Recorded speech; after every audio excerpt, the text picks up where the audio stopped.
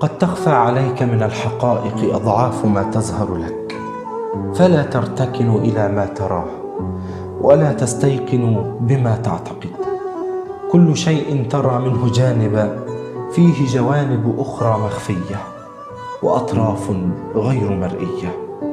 كل أحكامك ناقصة لأن الحقائق أغلبها خفية عنك، ولذا لا يقين إلا في الله ولا حقائق كاملة إلا في الجنة.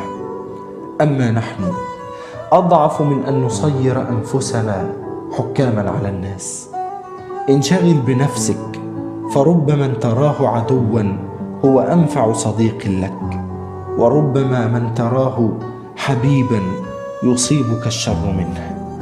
تذكر دائما أن أهل النار إنما أخطأوا في أحكامهم على الناس في الدنيا، ولذلك يقولون لما تتكشف لهم الحقائق في الآخرة: ما لنا لا نرى رجالا كنا نعدهم من الأشرار.